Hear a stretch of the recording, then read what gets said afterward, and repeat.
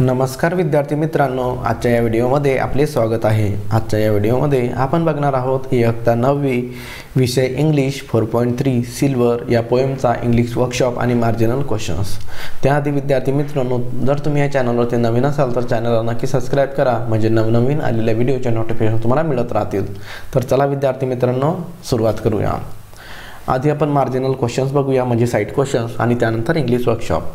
Question number 1, why does everything silver in the poem, म्हणजे प्रत्येक गोष्ट ही चंदेरी कलरची का आहे कवितेमध्ये। Answer, everything appears silver in the poem because the moonlight is falling on everything. Question number 2, which of the object animal etcetera in the poem are at rest without any motion, म्हणजे कवितेमध्ये कोणत्या गोष्टी किंवा प्राणी हे स्थिर आहेत कोणतीही हालचाल न करता। Answer, the fruit, trees, casement, thatch, kennel, dog, coat, dove, fish, reeds and the stream.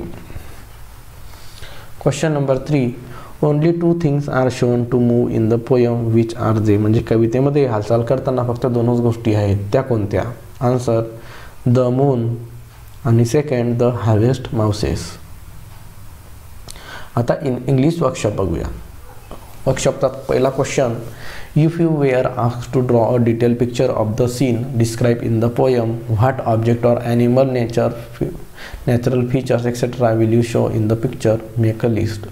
म्हणजे जर तुम्हाला ह्या कवितेबद्दल चित्र काढायचं सांगितलं तर तुम्ही कोणत्या गोष्टी किंवा प्राण्यांची चित्र काढणार किंवा नैसर्गिक चित्रे काढणार, कोणते पिक्चर तुम्ही दाखवणार त्यांची यादी बनवा। Answer, 1 rabbit, river, icy mountain, swan, white sleeping dog, racket, hut, mirror, windows, mouses, fish, moon and its beams. Question number 2, write the rhyming words and the rhyming scheme of the poem, म्हणजे कवितेतून rhyming word आणि rhyming scheme लिहायचे। Answer, rhyming word, तर आधी rhyming word लिहूया। Moon, shoon, sees, trees, catch, hatch, log, dog, peep, sleep, by, by, glim, slim. Rhyming scheme A B B C C D D E E F F। Question number 3, underline the word और silver और silvery in the poem, in which line does it occur, what pattern does it show, म्हणजे कवितेमध्ये silver आणि silvery हे जे शब्द आलेले आहेत त्याला आपल्याला अंडरलाइन करायचे आणि ते कोणत्या ओळींमध्ये आलेले आहे आणि ते कशा प्रकारे आलेले आहे ते आपल्याला इथं लिहायचं आहे। आन्सर, द वर्ड सिल्वर और silvery occurs in the 2nd, 4th, 6th, 8th, 10th, 12th and 14th line of the poem. The word is occurred in even number lines. It adds unity and rhyming to the poem. Question number 4, can you think of a parallel scene of dawn or evening when everything is steeped in golden light, म्हणजे तुम्ही एकाच वेळेला सकाळ आणि संध्याकाळचं दृश्याची कल्पना करू शकता का की सर्व सोनेरी प्रकाशाने भरलेला आहे। Answer, yes, I can think of a parallel scene of dawn when the sun rises and at evening when the sun set everything is steeped in golden light.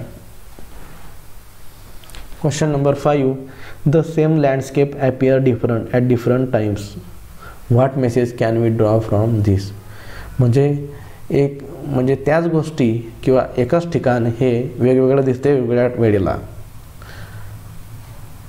तर तुम्ही यापासून काय काढू शकणार, मेसेज तुम्ही काय मिळतो आपल्याला। Answer, we can draw the message that everything has different feature, those features are revealed in different situation in different ways, however it applies with human being, we behave in different ways in different situations.